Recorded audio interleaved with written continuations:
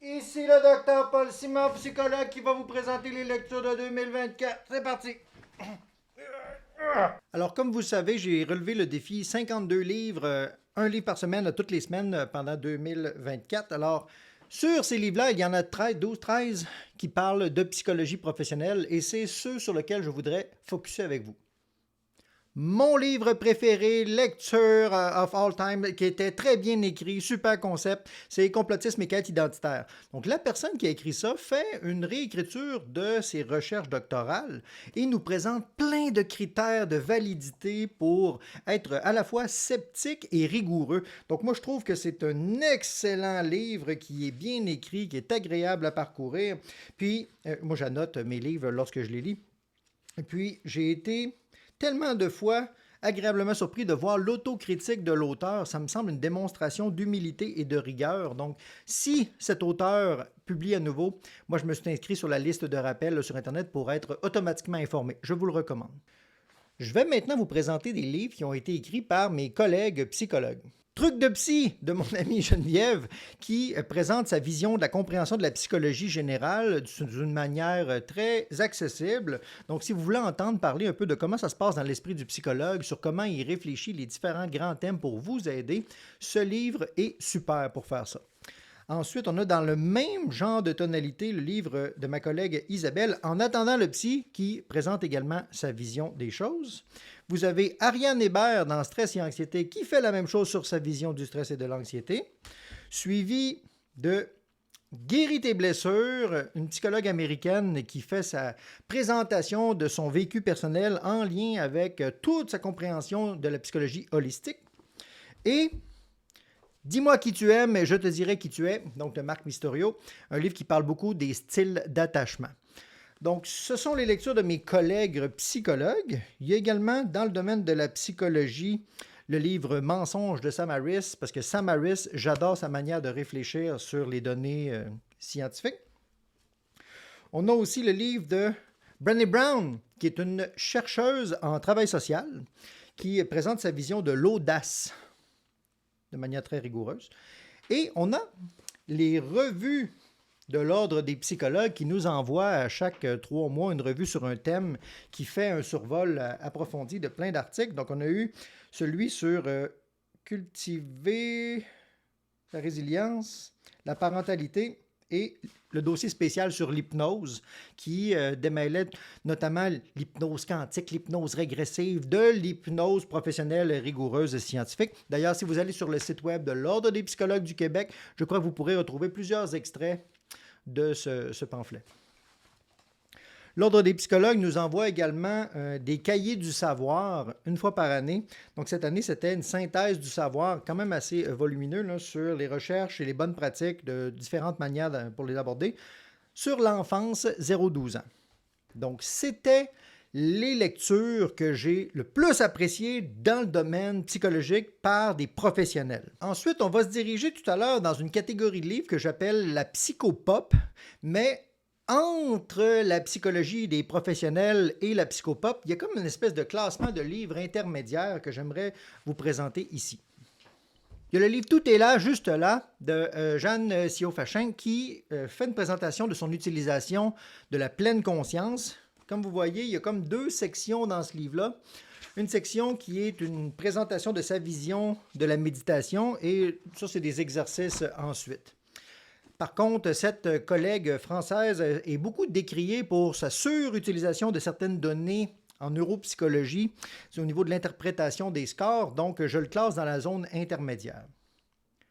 De l'exaltation à la dépression, ça se veut un récit de vie d'une psychiatre qui souffre de bipolarité. Donc, à l'époque de l'écriture de ce livre-là, on appelait ça la maniaco-dépression, mais avec les évolutions des classifications diagnostiques, aujourd'hui, on parlerait davantage de trouble bipolaire type 1. Mais elle fait une présentation de comment la maladie a affecté à la fois son parcours universitaire, professionnel, amoureux, et je trouve que c'est un récit de vie quand même assez intéressant. Mais c'est comme à mi-chemin, là. Christophe André, qui est quand même une grande vedette sur le web pour la présentation de ces choses, c'est une recommandation qui m'a été faite sur le thème de l'estime de soi. Mais je dois vous avouer que Christophe André ne semble pas bien maîtriser, à mon avis, le concept de l'estime de soi, mais il s'en va dans plusieurs directions à la fois, donc selon moi, c'est un livre à saveur intermédiaire. Et ensuite, quelques livres sur le thème de la jalousie qui se veulent regrouper des bonnes idées, des intuitions cliniques, mais pas toujours rigoureuses. Aime-toi et la vie suivra. Déjà, on voit avec le titre que c'est très psychologie populaire. C'est pour rendre quelque chose, un cri du cœur accessible aux gens.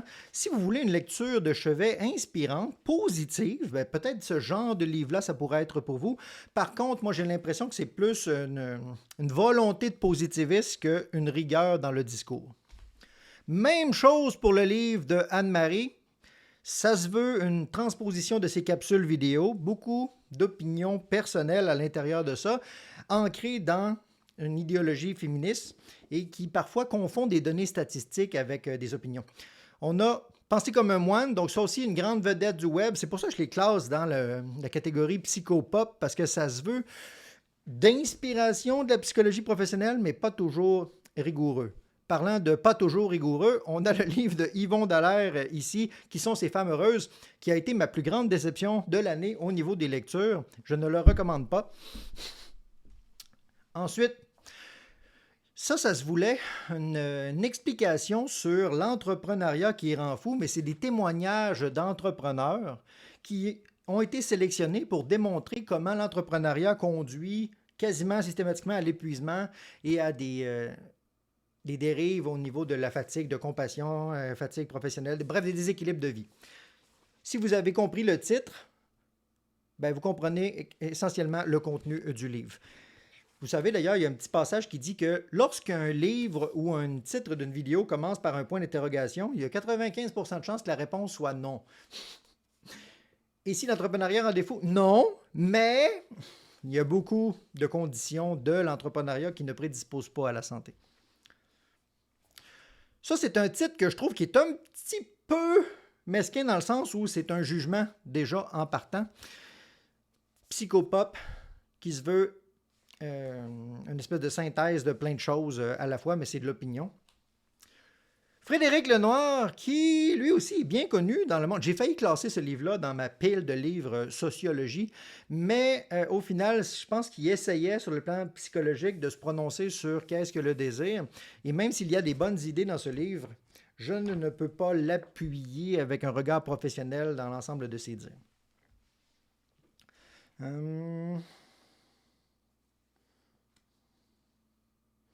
Nous réussirons ensemble. OK, c'est fini.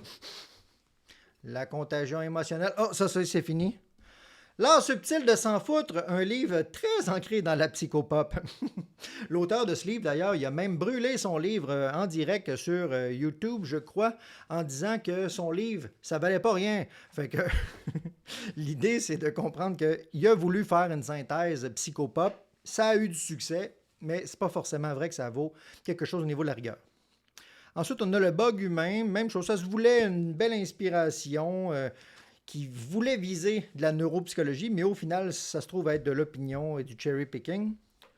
Dans le livre Autothérapie de couple, il n'est pas question d'autothérapie et il est très peu question du couple. Donc, le principe du come shot, ça aussi, j'ai failli le classer dans sociologie, mais ça se veut une réflexion sur, on pourrait dire, l'idéologie féministe de quatrième vague en lien avec la sexualité sur la scène médiatique ou les centres urbains.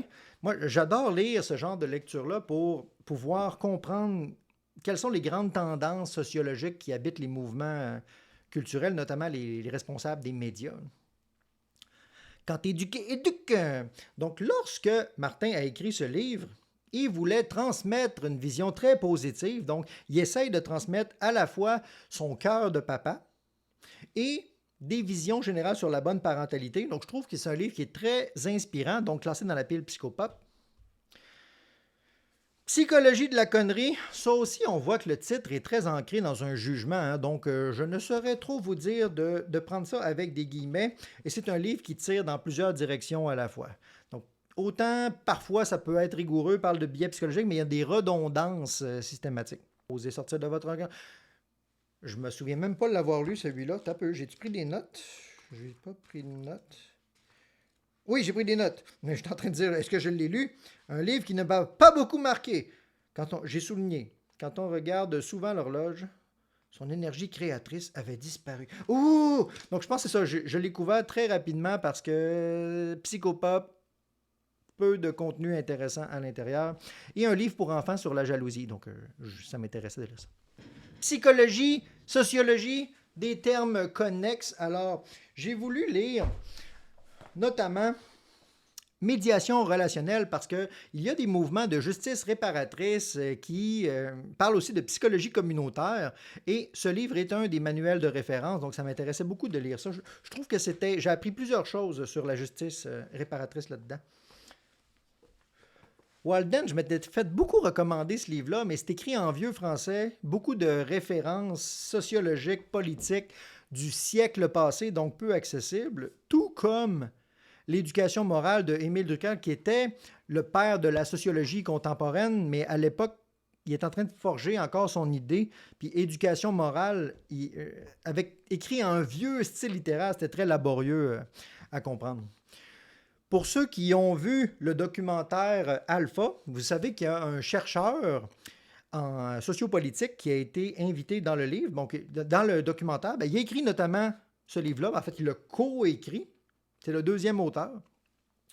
Et dans ce livre-là, lui a étudié l'antiféminisme, donc les courants masculinistes, mais ça se veut un assemblage de plein de citations de gens, on pourrait dire, de la culture générale, comme par exemple, il va critiquer Yvon Dallaire, il va critiquer Éric Zemmour en France, ils vont critiquer...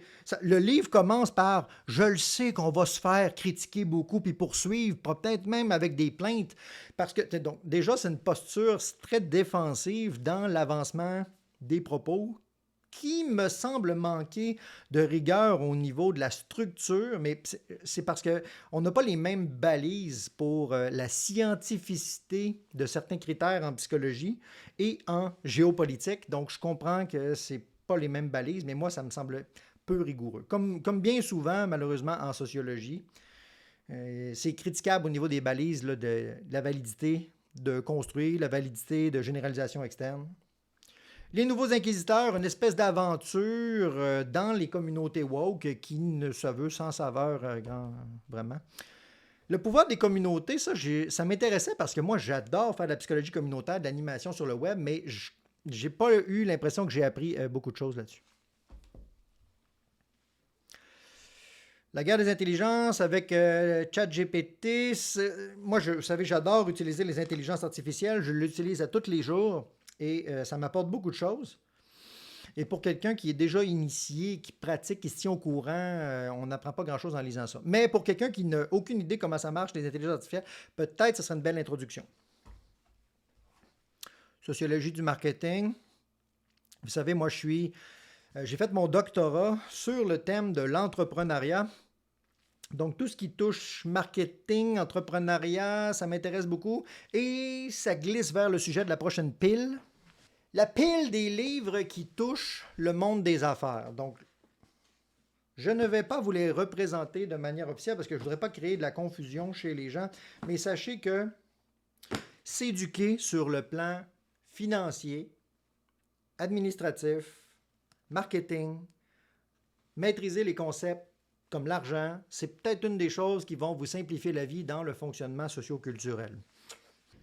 Et pour finir, j'ai lu aussi des histoires de vie de certaines personnes, donc des histoires de vie sur Jeff Bezos, Arnold Schwarzenegger, Elon Musk et Roméo Dallaire.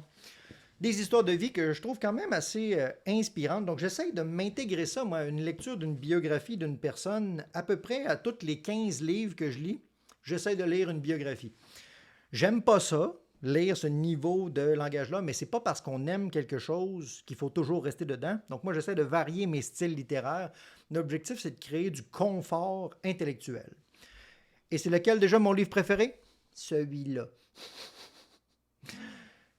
Alors voilà, c'était la présentation de mes lectures pour 2024. Là, j'ai beaucoup trop lu. D'ailleurs, parce que je me suis mis de la pression à atteindre mon objectif de une lecture par semaine en moyenne là, pendant toutes les semaines de l'année 2024. Mais en 2025, je continue à lire, mais je vais restaurer un rapport plus relax avec la lecture, notamment en ne les comptant plus et en faisant un moment de détente à nouveau. Parce que toute l'année, ça n'a été pas un moment de détente, les moments de lecture. Il a fallu que j'utilise des techniques de lecture rapide, des techniques de synthèse. En tout cas, bref, j'ai utilisé toutes sortes de méthodes. Alors, je vais tenter de vous écrire la liste en commentaire de ces livres. Je vais réfléchir si je les mets tous ou juste ceux en psychologie. Je pense que je vais être rigoureux là-dessus. Je vais être juste les livres en psycho. Et vous pourrez me dire lequel vous semble intéressant ou lequel vous avez déjà lu vous-même. Sur ces sages paroles, c'était le Dr Paul Simard, psychologue, qui vous dit à bientôt.